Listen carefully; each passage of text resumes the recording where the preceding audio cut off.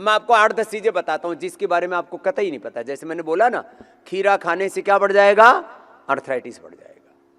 खीरा खाने से वात रोग बढ़ जाएगा। रात को आपने मूली खा ली तो शायद मर के पीछा छूटेगा, इतनी बुरी हालत हो जाती है। आंवला बहुत अच्छा होता है अर्थराइटिस में। आंवला और नींबू भी हम बंद कर देते हैं। दही छाछ बहुत अच्छा होता है, वो तो कतई नहीं देते, छूने भी नहीं देते। छोले, राजमा, उड़द की दाल सबसे पौष्टिक होती है। पश्चिम उत्तर प्रदेश वाले उड़द की दाल को घोट घोट के उसमें घी डाल के खाते हैं। मतलब उससे ज्यादा इनके मतलब सबसे ज्यादा किसी चीज का आकर्षण है पश्चिम उत्तर प्रदेश में तो उड़द की दाल। लेकिन ये उड़द की दाल भाई वात रोगों में नहीं दी जाती। हम एलोवेरा तो देते हैं, आंवला नहीं देते। एलोवेरा गिलोय पारिजात निर्गुंडी सहजनिका रस देते, एटीएम की सब्जी देते, आंवला भी नहीं देते अर्थराइटिस में। ये छोटी छोटी बातें। कफ होने पर गाय का घी कितना ही सर्वश्रेष्ठ है, उसमें बिल्कुल एक बूंद भी नहीं देते। कहते हैं थोड़े दिन इसको हटा दो, क्योंकि एक बूंद जाएगा तो फिर 1 किलो कफ बनाएगा। वो अंदर के सारे बॉडी का मेटाबॉलिज्म चेंज कर देगा और जो अंदर आपके शरीर की जो ऊर्जा है वो सबको कफ में कन्वर्ट कर देगा। मना है। जब आपको पित्त बढ़ गया है तो मिर्ची मसाले, लाल मिर्च एक चुटकी भी नहीं लेनी है, छूना भी नहीं। और जितने भी मसाले खाए जा रहे हैं, जैसे मैंने कहा कोलाइटिस होने पर दूध, घी और मीठा, किसी भी तरह का मीठा, फ्रूट्स को छोड़ करके, और फ्रूट में भी लिमिटेड है। जैसे केला खूब मीठा है, दही में डाल के खिलाते हैं, उसको छोड़ करके बाकी आम बन रहा है और आम खा लो, यदि सुबह से शाम तक दस्त ना लगे फिरे तो। आम का मीठा आंव के रोग में, आंव का रोग संग्रहणीय को आंव कहते हैं गांव की भाषा में, आंव के रोग में आम खाना मना है, नहीं खाना। और खटाई में जब भी कोई बीमारी हो जाए तो पहले आयुर्वेद का परहेज लिखते थे वैद्य जी, तो बोलते थे आम का अचार, इमली की खटाई। आम, इमली की खटाई, अचार और इमली की खटाई, और फिर अलग अलग रोग के हिसाब से फिर दही, छाछ, ये नींबू, ये वो, ऐसे ऐसे अलग अलग चीज़ों का फिर अलग अलग रोगों में परहेज लिखते थे। लेकिन ये सब में निषेध है। लाल मिर्ची, लाल मिर्ची, नींबू की, इमली की खटाई और आम का अचार। अब आजकल सारे घरों में सत्यानाश हो रखा है। सबके घर में इमली की खटाई, कोई भी चीज को चटपटा सा बनाना झट से इमली डालते हैं। सत्यानाश कर रखा है तुमने। मिर्ची, उसके बिना तो कलर नहीं आएगा, टेस्ट नहीं आएगा, वो तो उसमें वही नहीं आएगी, उसकी रुत ही खराब हो जाएगी, खूबसूरती नहीं आएगी उसमें। मन, बीमारों को लाल मिर्च और आम का अचार। जिसके घर में देखो आम का अचार, अरे अचार ही खाना है तो नींबू का ले लो, थोड़ा आंवले का ले लो, वो भी थोड़ा, ज्यादा अचार वो भी ठीक नहीं है। अचार में तो एक बहुत ही अलग प्रकार का मामला पैदा हो जाता है, सड़ सड़ के पता नहीं क्या ही हो जाता है वो, लेकिन खाते हैं। I like pickles. अब वो अचार का नाम लेते ही मुंह में पानी आ जाता है, टेस्टी, अरे टेस्ट।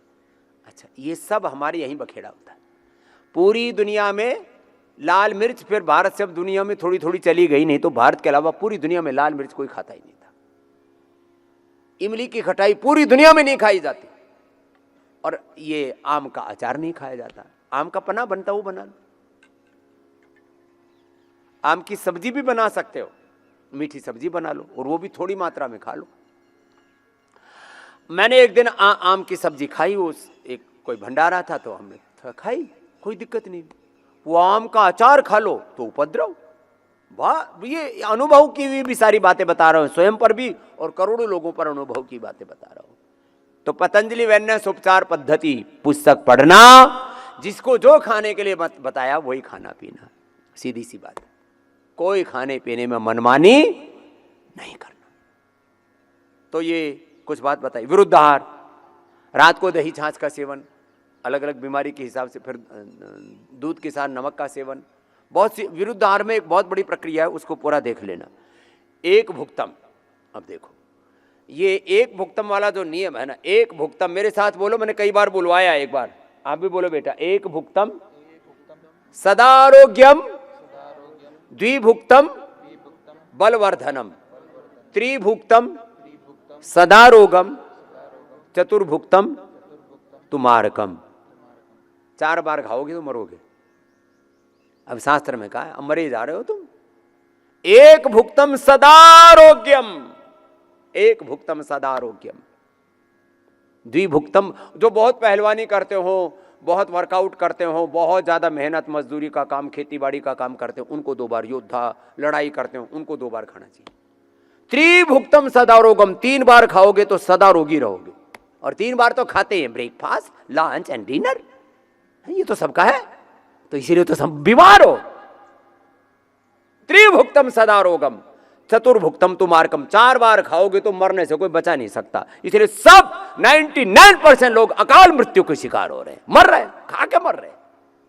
और कुछ तो इतने बावड़े हैं, बोले जी मरना है तो खा पी के मरेंगे। हाँ, बहुत बड़ा काम कर दिया तूने। खा पी के मरेंगे।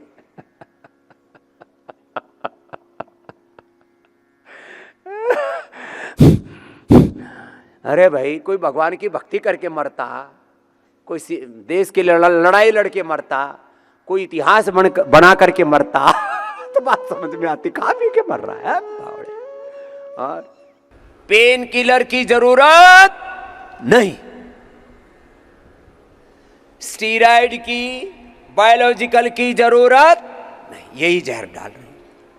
अच्छा, हर चीज में स्टीरॉयड, अस्थमा कफ कोल्ड हो जाए तो स्टीरॉयड, सारे दर्दों का कारण है। अंदर शरीर में वो चीजें बढ़ जाती हैं जिनको बढ़ना नहीं चाहिए, अनवांटेड चीजें बढ़ जाती हैं। घटाने के लिए क्या करें? घोघरू का पानी पिए, एलोवेरा, गिलोय, पारिजात, निर्गुंडी, सहजना पिए, एटीएम की सब्जी खिलाते। एटीएम माने एटीएम नोट वाली मशीन की सब्जी नहीं, एलोवेरा, टर्मरिक, मेथी, बस। क्यों लेते हो ये?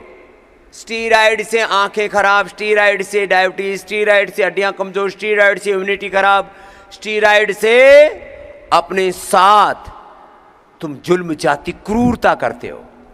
अपने शरीर में गलत चीजें डालना, ये शरीर के साथ जुल्म जाति क्रूरता है, इनजस्टिस है।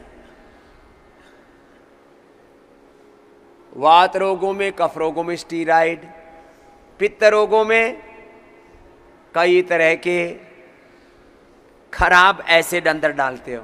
एक एसिड को दबाने के लिए दूसरी एसिड, एसिड पहले उबल रही है, ऊपर से क्या डाला? इनो। काम 6 सेकंड में। अब इनो डालते ही क्या होता है? पानी में डालो, झाग से आते, पहले ही झाग उड़ रहे हैं, ऊपर से और झाग पी रहे।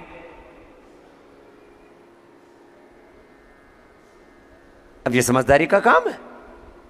अरे तेरे अंदर आग लगी पड़ी है, ऊपर से एसिड पी रहा है, रासायनिक दवाइयां खा रहा है, सिंथेटिक दवाइयां खा रहा है। एलोवेरा पी ले, सौंफ का पानी पी ले, व्हीट ग्रास, अनार, पपीता, सेव, अंकुरित, शीशम पीपल बेल के पत्तों का रस, मोती पिष्टी, ऐसी चीज खा जिससे पित्त दब जाए। पित्त बढ़ने पर क्या लेते हो? सिंथेटिक एसिडिक चीजें खाते हो। अरे पहले बॉडी एसिडिक है, यज्ञ की भस्म का पानी पी। ये करेंगे नहीं, उल्टा पुल्टा काम करते हो।